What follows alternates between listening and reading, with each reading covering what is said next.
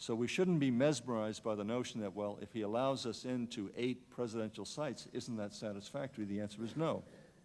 What is satisfactory is the UNSCOM inspectors be allowed to go in and do their job and satisfy themselves that he has discontinued his attempt to acquire nuclear weapons, that he has discontinued his attempt to amass chemical and biological weapons, and until that time, until that occurs, there is going to be no relief from the sanctions. So we are proceeding to explore every diplomatic initiative. There is no beating of the tom-toms at the White House. We have met, General Shelton and I have spent the past several weeks meeting on a regular basis with the President and all of the national security team to make sure that we pursue diplomacy and exhaust every reasonable opportunity. There is no rush to judgment on this. We've been trying to build support diplomatically, and we think, frankly, if the United Nations were to stand behind its own resolutions, if it were to say, yes, this man is in significant or material breach of his obligations under the UN resolutions, that would be the best way to persuade him that he should open up his country to let them do the job they need to do.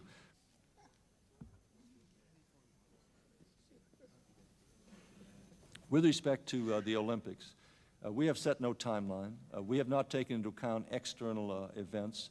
We are prepared, for example, Saddam has threatened in the past to shoot down our U-2 flights. It would be irresponsible for him to do so, and it would not be responsible for us to say, let's wait until the Olympics are over before responding, should that ever occur. So he is the one who is really in charge of resolving this issue, because all he has to do to satisfy us or the UN is simply hand over the keys to the various installations, stop blocking their access. With respect to President Yeltsin's statement, it's unclear what prompted that statement, because several days ago President Clinton had a telephone conversation with President Yeltsin. There was no such issuing of a warning or any expression or foreboding on the part of President Yeltsin at that time.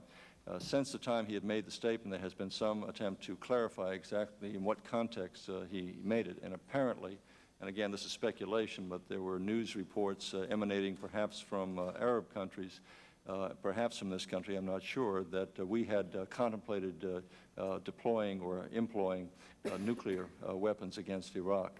We don't know the basis for that story, but it is without any basis in fact.